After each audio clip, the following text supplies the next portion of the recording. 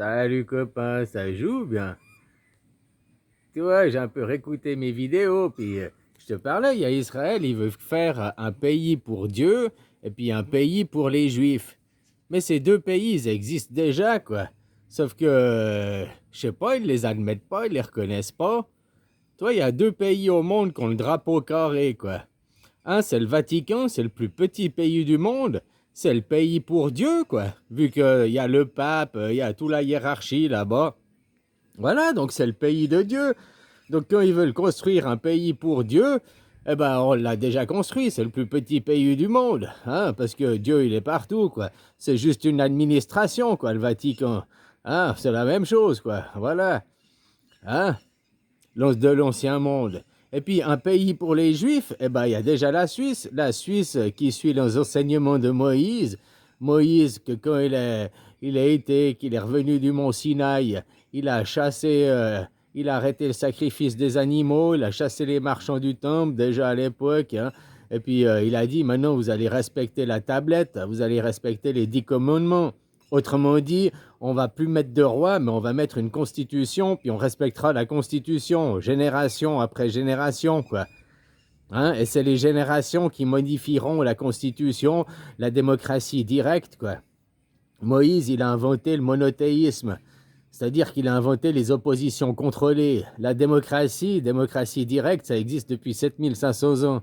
Sauf qu'avant, il n'y avait pas les oppositions contrôlées. Il y avait des oppositions qui venaient, quoi. Des barbares qui arrivaient, qui voulaient nous invaser, hein. Et puis, chaque fois, on se défendait, puis on gagnait, quoi. Hein? C'est ce qui raconte la mythologie, les 25 dynasties de l'Égypte, hein, qui sortaient toujours vainqueurs, oh, quasiment toujours vainqueurs, ils ont perdu, mais majoritairement, ils sont restés l'Égypte, est resté l'Égypte pendant 5000 ans, quoi. Hein, voilà, quoi.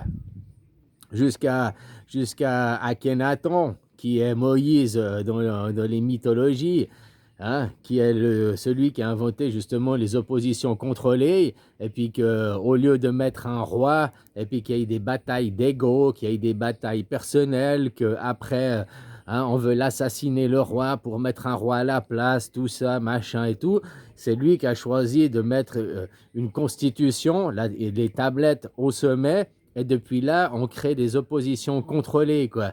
Chaque ennemi, chaque opposition est contrôlée, que ce soit, tu prends en politique, la droite ou la gauche ou le centre, ils sont contrôlés, toutes ces oppositions contrôlées, ils s'auto-contrôlent entre eux, quoi, déjà, tu vois ce que je veux dire? Ils se mettent d'accord sur leurs désaccords, hein, voilà. Vous avez la liberté d'expression, quoi. Ex, à l'extérieur, pression, quoi. Pour mettre la pression, pour évacuer la pression, vous avez votre liberté d'expression, quoi. Voilà. T'as pas le droit de tout dire. T'as pas le droit de dire oh putain, je sais pas, il fait chier, j'ai envie de tuer machin, quoi. Oh, t'es énervé, t'as envie de tuer machin. C'est pas que tu vas le faire, que tu l'as dit, quoi. Tu vois ce que je veux dire? Après, tu vas dire non, mais oh, oublie, j'étais énervé, quoi. C'est parce que je supporte pas les menteurs. Et puis, tu étais là, tu montais comme un arracheur de dents. Et moi, les menteurs, je les supporte pas. Pour moi, on devrait les tuer, quoi. Voilà, mais bon, ouais, je vais pas te tuer, je suis un gentil quand même. Voilà, voilà. Après, tu vas expliquer aux gens. Tandis qu'en gardant en toi et en refoulant, parce que tu n'as pas la liberté d'expression, d'exprimer tout et n'importe quoi, tu n'as pas la liberté d'opinion, tu fais tout ça, tu refoules en toi, tu refoules plein de choses. Les mots, et puis ça crée des mots, M-A-U-X. Et puis les mots, ils se libèrent par les mots. Hein, c'est par les mots, c'est en parlant justement que tu libères tes mots, que tu libères, hein, tu lâches la pression, quoi. Mais eux, ils te lèchent, ils te lèchent, hein, ils te laissent parler, laissent qu'une certaine liberté d'expression dans un certain cadre. Regarde la loi Yadan maintenant, elle veut vous priver de la liberté d'expression, la liberté de critiquer une autre nation. Ça commencera par Israël, et puis après, ça commencera par je sais pas quoi, les Américains, l'Algérie, la Chine, vous aurez plus le droit de critiquer n'importe quelle autre nation, quoi. Parce que ce sera antisémite. Je vois pas pourquoi critiquer Israël, c'est antisémite. C'est déjà faire un amalgame de dire que tous les Israéliens sont des judaïstes, sont des sémites, quoi. Non, Il y en a, ils sont orthodoxes, il y en a, ils sont chrétiens, il y en a, ils sont athées, il y en a, ils sont agnostiques. Donc déjà, faire un amalgame, alors que Israël n'a pas de religion d'État, quoi. Hein? Oh, alors, oui, ils ont une religion d'État, quoi, le judaïsme, hein, blablabla, blablabla. Mais c'est, en fait, le judaïsme, ça n'existe pas. Le judaïsme, c'est du christianisme perverti, quoi. Parce que tu vois, l'orthodoxie juive, qui est du judaïsme, et l'orthodoxie chrétienne, c'est pas la même, c'est pas du tout la même chose. C'est comme si l'orthodoxie chrétienne, c'était les protestants, et l'orthodoxie juive, c'était on met un Dieu et un maître, donc une hiérarchisation, et puis on reconnaît le miracle, on reconnaît les mensonges. Parce que c'est ça, là, le fond profond entre les chrétiens et les catholiques. La même chose que tu as les chiites et les sunnites chez les musulmans. Donc chaque religion, tu trouves toujours les mêmes oppositions, la droite et la gauche. La gauche qui est le côté humaniste, qui est ouvert vers les autres, qui est polythéiste, et la droite qui est refermée sur soi, c'est l'égoïsme. Voilà, quoi. Bon, après, les nations, c'est plus compliqué que ça, quoi. Tu vois, normalement, les gens de droite, ils sont pas forcément racistes. Il y a des racistes autant à gauche qu'à droite. Hein. Ouais, il y a des... ouais, bah oui. Hein. Normalement, une personne de droite, ça veut pas forcément dire que c'est un raciste. C'est juste une personne qui est comment tu appelles ça, conservatrice, qui n'a pas envie que sa nation, elle change, qui n'a pas envie de voir sa nation foutre le camp, quoi. Tu vois, si moi j'étais français, je serais de droite. Alors, je ne serais pas d'extrême droite, c'est pas ça que je dis, mais mes idées, ce serait plus la droite, parce que je serais pour conserver le jambon beurre, je serais pour conserver l'image des Français, le jambon beurre avec le camembert, quoi. Hein, les joviales qui boivent leur coup de rouge, machin, quoi. Hein? Voilà, quoi. J'aimerais bien conserver cette image des Français que j'ai dans la tête, mais qui, aujourd'hui, elle part en couille, quoi. Il y a le grand remplacement, il a commencé. Parce que justement, votre droite, vous n'avez pas une droite qui vous défend. Depuis 50 ans, on vous dit c'est la droite au pouvoir, c'est la droite au pouvoir, mais c'est une droite qui se fout de votre gueule, quoi. Parce qu'en réalité, derrière, en arrière-plan, les gens de l'ombre, c'est la gauche, et puis c'est les invasions musulmanes qui sont au profit des musulmans, au profit de l'assimilation. Tu vois, une personne de droite, elle n'est pas raciste, elle n'est pas contre un Algérien parce que c'est un Algérien. Elle est contre ceux qui ne veulent pas s'accoutumer et s'adapter aux coutumes locales. Tu viens chez moi, je te dis, on enlève les chaussures à l'entrée. Tu me dis, non, moi, j'enlève pas mes chaussures. Bon, bah ok, tu rentres pas chez moi, casse-toi, quoi. C'est aussi simple que ça. Vous, quand on va dans vos pays avec nos femmes, vous dites, hey, ta femme, elle doit être voilée. Ouais, mais je suis là en vacances, je suis en touriste, j'en ai rien à foutre, ta femme, elle doit porter le voile.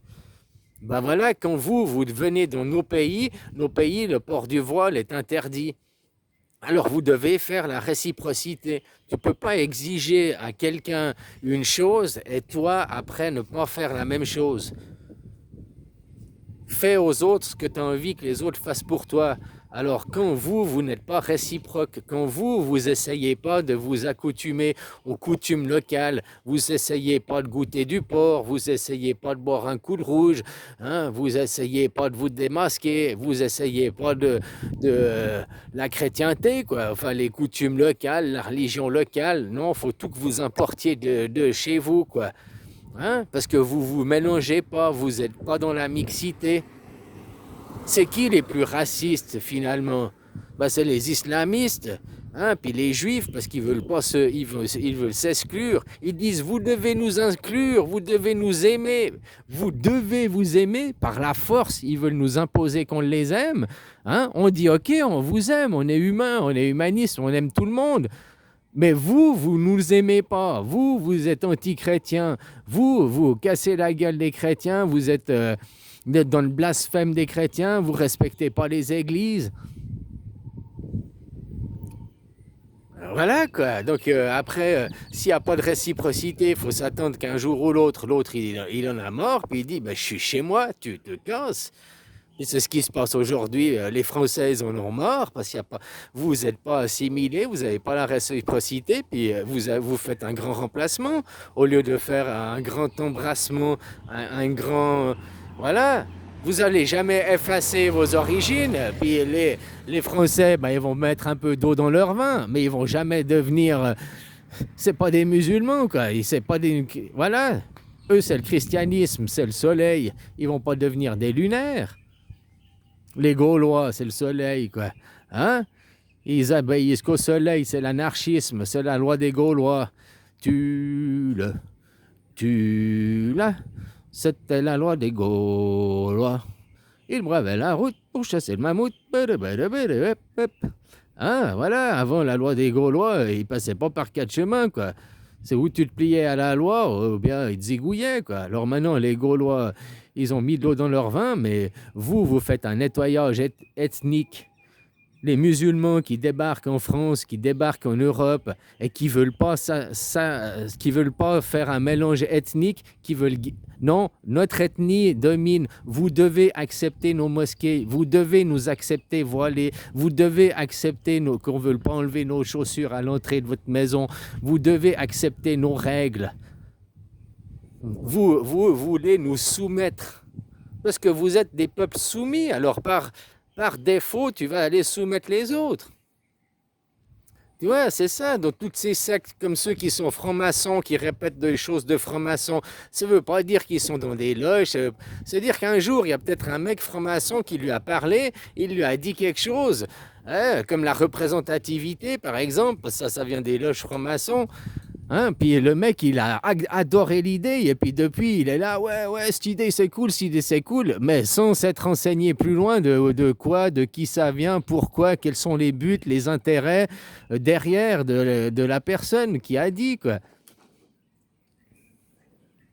Voilà, quoi. Donc tous les musulmans, l'ingérence, quoi, comme la loi Yadan qui veut vous interdire de critiquer un pays, puis oublie pas que par amalgame, par extrapolation, les Israéliens sont des Arabes, donc après critiquer les Arabes, ce sera antisémite. Puis vu que par extrapolation, les Arabes, Jérusalem, berceau des Arabes, berceau pour les Juifs aussi, Jérusalem, machin et tout.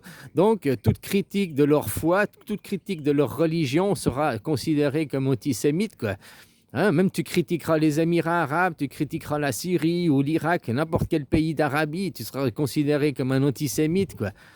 Hein, un antisémite et légende. Oui, nous, on n'est pas dans les mythes et légendes. Nous, on est en Suisse, on est dans le terre-à-terre, le concret, quoi. On respecte la loi de Moïse, comme je disais au début. Donc, quand ils veulent créer un pays pour les Juifs, il existe déjà. Le pays de Moïse, c'est la Suisse. Voilà. Sauf que tu vois, en Suisse, on fonctionne sans chef, ni Dieu, ni maître. Tout l'inverse de Israël, qu'ils veulent un Dieu et un maître, ils veulent pas de constitution, ils veulent pas de frontières, ils veulent la colonisation, que la guerre. Maintenant, tout le monde l'a vu, hein. Moi, ça fait déjà 9 ans en arrière, au début des vidéos, je vous ai montré qui c'était les méchants, Israël, machin et tout. On me traitait d'antisémite et tout. Maintenant, mes vidéos, les mêmes vidéos, tu vas les regarder, celles d'il y a 9 ans en arrière, elles passent crème aujourd'hui. Elles sont comprises par tout le monde. Et puis, ah ouais, mais il avait raison, ce con, il y a 9 ans en arrière, quoi. Il était déjà visionnaire, quoi. J'avais déjà vu les trucs. Voilà, quoi. J'étais pas le seul, hein. Il y en a d'autres qui ont vu aussi, quoi. Mais maintenant, ce qui est hallucinant, c'est que tout le monde le voit, quoi. Tout le monde voit qu'Israël mène le monde à sa perte. Ils veulent créer un État pour Dieu. Un État pour Dieu, ben, il existe déjà, c'est le Vatican. Ou un État pour les Juifs, il existe déjà, c'est la Suisse. C'est les deux plus petits drapeaux, enfin, c'est des drapeaux carrés, donc c'est des drapeaux de fanion de guerre. C'est dans les deux plus petits pays du monde. En tout cas, le Vatican, c'est le plus petit. La Suisse, c'est pas bien grand, quoi. Hein, voilà, quoi.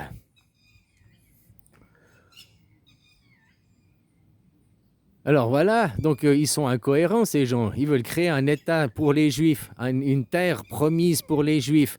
L'État donc de Moïse, il est déjà promis. Le pays des pharaons, la Suisse, il existe déjà, il existe encore, quoi. Hein, puis voilà, quoi. Donc pourquoi vouloir réinventer la roue? Puis après, s'ils veulent créer un État pour Dieu, ben le Vatican, il existe déjà, quoi. Un État pour Dieu, le plus petit pays du monde. Voilà. Hein? La Suisse, le pays du diable. Hein? Tu vois, comme je te dis dans le titre de la vidéo avant, je crois qu'il croit que nous croyons, que vous croyez qu'il croit en une croix. Bah voilà, les chrétiens, ils croient en une croix, quoi. Hein? Comme les Suisses, ils croient en une croix. Le Vatican représente la croix du monothéisme, hein, mais qui est une croix polythéiste déguisée, quoi. Voilà. Puis nous, on a la croix suisse. La croix suisse est la croix du polythéisme, composée de 2 carrés et de 4 rectangles. C'est pas une croix, en réalité. Ça forme une croix, mais c'est composé de 4 rectangles et un carré au milieu et un carré le tour du drapeau, quoi. Voilà. Il y a 6 formes. Il y a 6 formes. Bah, les 6 faces du cube, tu vois. Hein. Voilà, quoi. Donc, quand ils veulent réinventer la roue, ils veulent créer un État pour Dieu. Il existe déjà, le Vatican, tout est archivé, tout est là-bas. L'État pour Dieu de notre histoire, notre civilisation, hein. Les archives au Vatican, comme dont d'autres à l'abbaye de Martigny, non, c'est pas Martigny, comment ça s'appelle avant, Lavey-les-Bains, là. Merde, bon, j'ai oublié, quoi. Ah! Bon, bah là-bas, dans l'abbaye aussi, il y a des trésors cachés dans les livres d'histoire, voilà, les livres d'histoire, les vieux écrits et tout de notre passé, quoi. Hein, tout est archivé au Vatican aussi, quoi. Voilà, quoi. Hein, le côté, et puis c'est la démocratie chrétienne, la démocratie anarchique, hein, parce que le côté chrétien, c'est le côté hiérarchique, mais nous, la Suisse, on est un côté protestant, quoi. Enfin, comment c'est, laïque maintenant, on est sans religion, puis c'est la démocratie directe. Mais chaque canton a quand même choisi un protestant ou catholique, parce que c'est notre passé. Avant d'être une démocratie anarchique, on était une démocratie chrétienne qui se faisait la guerre, chrétiens et protestants, chrétiens et protestants. Depuis 180 ans, on a arrêté la guerre, puis on n'est plus une démocratie chrétienne, on est une démocratie anarchique, sans chef, hein, où on a remis la Constitution comme les enseignements de Moïse, comme Moïse l'a écrit, hein, de mettre une tablette, une constitution au sommet et pas de chef. En Suisse, on n'a pas de général. En Suisse, on n'a pas de président. En Suisse, on n'a pas de premier ministre. En Suisse, on n'a même pas de capitale. On est une anarchie, une piraterie, tels les enseignements de Moïse, et tels les enseignements que Moïse, il a tiré où? Il a tiré d'Égypte. Moïse était destiné à devenir pharaon, sauf qu'au lieu de suivre Pharaon, au lieu de rester en Suisse dans son pays, eh ben, il a juste migré dans un autre pays, puis il a amené la démocratie avec lui, hein. Il a amené son système politique qui l'a suivi, quoi. Voilà, comme moi je fais aujourd'hui ici et maintenant. Je déménage la Suisse, je la déménage ici en Thaïlande. Voilà, c'est pas moi qui ai commencé, c'est le projectionniste. Le projectionniste, ça n'a jamais été de faire la terre en Israël. Au début, il voulait la faire en Argentine. Mais en réalité, il devait attendre que la personne destinée à choisir la voie, et voilà, choisisse la voie, quoi. Hein? Maintenant, la voie, elle est fixée, la voie, elle est trouvée. C'est la Thaïlande, la destinée. Puis eux se retrouvent comme des cons là-bas en Israël à créer un pays imaginaire et tout, quoi. Hein, ils se retrouvent dans une impasse, puis ils devront demander pardon parce qu'ils ont essayé de créer une nation au mauvais endroit, au mauvais moment, quoi. Voilà. Mais en même temps, on les remerciera parce qu'ils auront réussi à péter les sultanats, réussir à détruire le pétrodollar. Donc tu vois, peut-être qu'ils savaient déjà aussi que leur destinée c'était la Thaïlande, l'Asie, quoi. Hein, mais qu'ils ont fait un petit arrêt à mi-chemin, parce que entre l'Europe, c'est mi-chemin là-bas, le Moyen-Orient, quoi. Voilà, pour péter les sultanats, c'est exactement la même chose qu'il y a 200 ans en arrière. Napoléon qui a débarqué, fait les guerres. Là, ils ont débarqué au Moyen-Orient, ils font les guerres. Hein, depuis, ils font tomber tous les pays, tous les sultanats, ils les transforment en démocratie, ils réunissent les troupeaux, ils réunissent les gens, quoi. Bah oui, avant c'était comme la Gaule. Tu sais, la Gaule, c'était pas parfait, c'était des guerres et des guerres. Tu sais qu'en Suisse, les Suisses romands, ils parlaient pas français. C'est Napoléon qui a imposé le français aux Suisses romands. Ah, si t'es suisse, faut savoir ça, hein. Les Suisses romands, ils parlaient pas français. C'est parce que Napoléon, il nous a imposé le français qu'on parlait pas toi. Puis même vous, en Savoie, même vous, vous parliez des patois, vous parliez aussi le breton, l'occitan, vous parliez plein de langues, quoi. Voilà, il y avait plein de langues différentes. Et il a réuni pour que, voilà.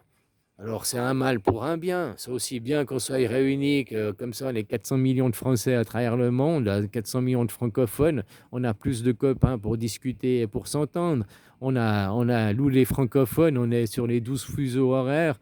Hein, il y en a au Canada, il y en a en Polynésie française, il y en a partout, quoi. Puis comme ça, on peut avoir un petit échantillonnage de chaque heure, de ce qui se passe. Hein, voilà, quoi.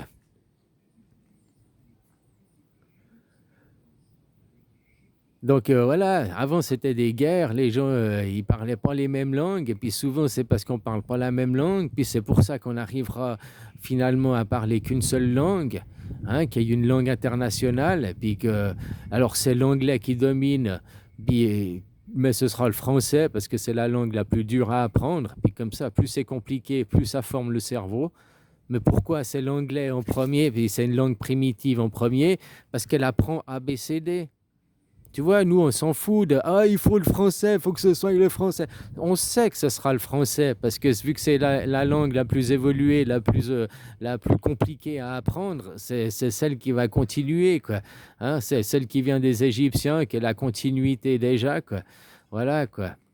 C'est plus compliqué que le chinois, hein. Le chinois, c'est facile. Le chinois, ça ressemble au sumérien, quoi. Voilà, quoi. Donc, nous, on revient des Égyptiens, le français, lui, après.